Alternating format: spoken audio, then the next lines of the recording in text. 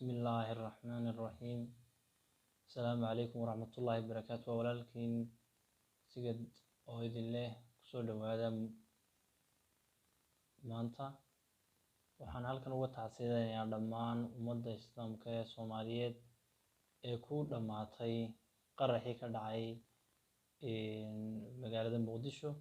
runtii waa wax aad looga tiiraanyado dhibaatooyinkiisana wata. ilaahay waxaan ka baryayaa intii dhimatay inuu naxariistii janno ka waraabiyo. waa murugo ayaanu la qaybsanaynaa ummadda Soomaaliyeed haddaanu ka mid nahay. waa dhibaato weyn oo yacni dhib u geysatay dhammaan ummadda Soomaaliyeed. runtii maaha markii koowaad markii labaadna maaha, laakiin Muqdisho waxay hooy noqotay dhibaatooyinka noocan ee soo noqnoqonaya, taasoo aynu odhan karno waa maamul xumo ka jirta iyo weliba security-ga iyo amniga oo aad u hooseeya. walow ay ahayd qadar iska dhacay oo dee qof kastaba xilliga uu dhimanayo yacni aanu dhaafahayn.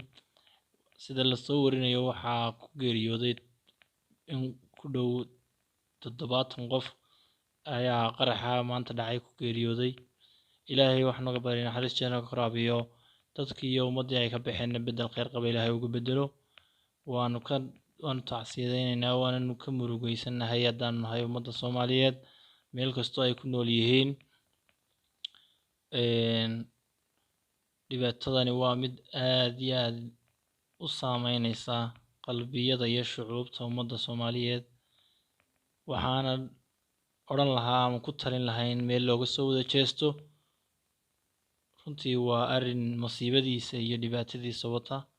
maalin kasta in xuduntii magaalada Muqdisho uu qaraxyo isxigxiga ay ka dhacaan oo ummad intaa leeg ay ku dhimato waa wax aad iyo aad looga tiiraanyado. dadka maalin walba maatida, dhalinyarada, caruurta, acyaanta iyo birmigeedadaba beegsanayana waa in gacan bira lagala hortagaa.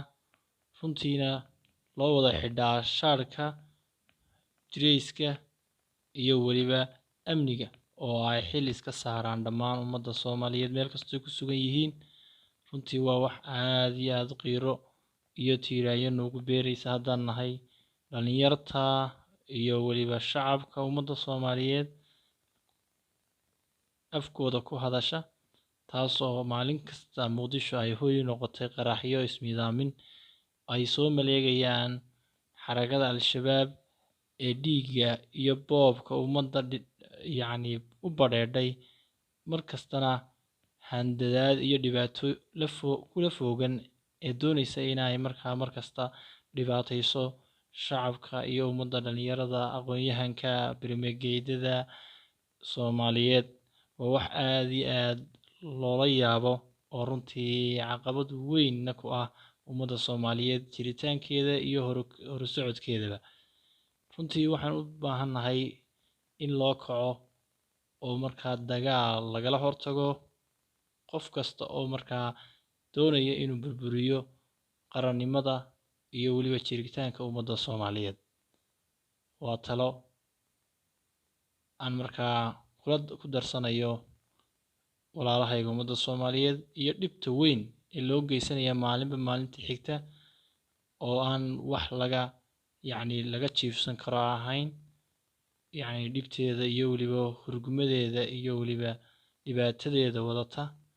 waxaan halkan ka tacsiyadeynayaa dhammaan intii ku geeriyootay qaraxa ka dhacay magaalada iyo ummadda Soomaaliyeed meel kastoo ay ku sugan yihiin, iyo waalidkii iyo qaraabadii iyo ehelkii ay ka baxeenna waxaan ilaahay uga baryayaa inuu bedel khayr qabo ugu bedelo, naxariista jannana ka waraabiyo dhammaan ummaddan markaa ku geeriyootay halkan ama qaraxan ka dhacay Muqdisho.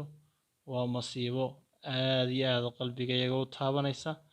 runtiina in laga feejignaado waxyaabaha dhacaya iyo waxyaabaha shirqoollada kale ee ay markaa maleegayaan yacni wadaadiimeedyada Al-Shabaab ee aan ogolayn in ay istaagaan ama ay madaxa kor u qaadaan ummadda Soomaaliyeed ee dhagaraha iyo dhibaatooyinka la aadan. runtiina waa in laga hortagaa halka ay joogaan sidii aynay waddankaba u burburin lahayn ama aanay dhibaato u geysan lahayn. Waa in laga hortagaa, waa in iyaga dagaal lala galaa, waa in lagu jihaadaa, waayo iyagu jihaad bay u arkayaan dhiigga ummadda islaamka oo bilaash lagu daadiyo. Waa in iyaga lagu jihaadaa oo lagaga hortagaa halka iyo goobta ay joogaanba, si ay markaa u yaraato dhibaatadan ay markasta maleegayaan. Waa in gacmaha la isku qabsadaa, ummadda Soomaaliyeed gacmaha isku qabsataa dhammaantood oo ay ka hortagaan. Runtii waa dhibaato aad iyo aad iyo aad tiiraanyadeeda u leh oo na xanuujinaysa intayadaba. Dhalinyarada iyo ummadda Soomaaliyeed meel kastoo ay ku sugan yihiin caqabad weyn ku ah. Maanta ha loo duceeyo ummadda Soomaaliyeed ee ku geeriyootay ama ku nafbaxday halkan qaraxan maanta ka dhacay Muqdisho. waan salaamayaa dhammaan akhyaarta asxaabta Soomaaliyeed meel kastoo ay joogaan. Asalaamu calaykum waraxmatullaahi wabarakaatu.